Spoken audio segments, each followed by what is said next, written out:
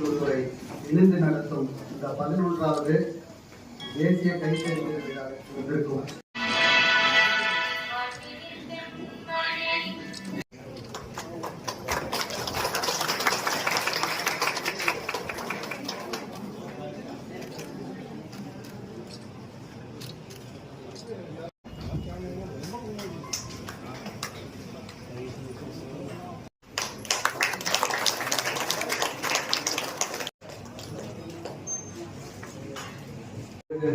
கூட்டுறவுத்துறை செயலாளர் அவர்களை பதிவாளர் அவர்கள் அழைக்கிறோம்.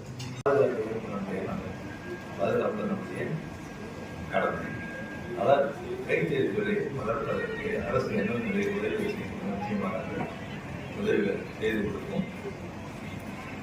நம்முடைய புதுச்சேரியில் பட்டு கூட நமக்கு காரைக்கால பட்டு கூட பட்டு பட்டு சேரலாம்.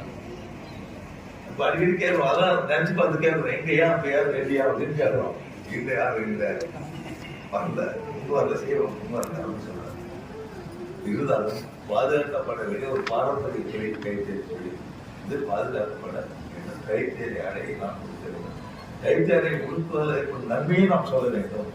அப்படி இருந்தால் இப்போ இருக்க பிள்ளைங்களாம் வாங்குவாங்க, துணி எடுப்பாங்க.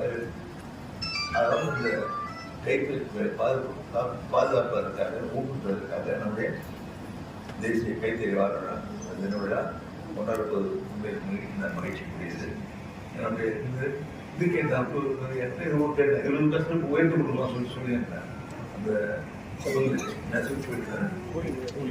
கூலி உயர்வு முதல்ல சாயம் கூட நாமளே போடணும். இங்கே சாயம் பாண்டிச்சேரிமா சாயெல்லாம் போடணும் போது அதாவது பாண்டிச்சேரியில் ஒரு சமயம் காஞ்சிபுரத்துக்கு போயிட்டு அந்த தாய்ப்பாட்டி கொடுத்து எடுத்துருந்தாங்க. அப்புறம் வந்து ஏன் இங்கேயே நான் செய்யக்கூடாது கேட்கும்போது தண்ணியில் இருக்கிற சுண்ணாம்பு தண்ணி சாயம் போடுறது அந்த வெள்ளையா இருக்கிறது அப்புறம் அப்படின்னு நான் சொல்கிறேன். ஏன் இங்கேயே செய்யக்கூடாது, நம்ம இங்கே செய்து பார்ப்போம். அதே சாயப்பாட்டு நம்ம வச்சுருக்கோம். அது நிறைய வேலை கொடுத்தோம், இளைஞர்களும் நிறைய அதை வேலை கொடுத்தோம். ஆனால் எல்லாமே வேலை இல்லாமல் அதாவது கைத்தறி குறைந்ததுனால அதை சரியாக செய்யலாம். வறுமையை நம்ம கேட்குது, இதெல்லாம் துணைக்கு செய்யுங்க அப்படின்னு சொல்லியிருக்காங்க. அப்படின்னு நெசவாளர் கேட்ட மாதிரி அவர் அந்த 20% கேட்டிருந்தாங்க. அதையும் கொடுக்க சொல்லியிருக்கோம் நம்ம முன்னிலைக்கு. அதாவது பிரதமர் நெசவாளர் கூட்டுறவு சங்கத்தில் நெசவு செய்யும் நெசவு கூடியும் தற்போதைய ஆழ்வலைப்படியே கூடுதலாக 20% கொடுக்க சொல்லியிருக்கான். இதை ஒன்று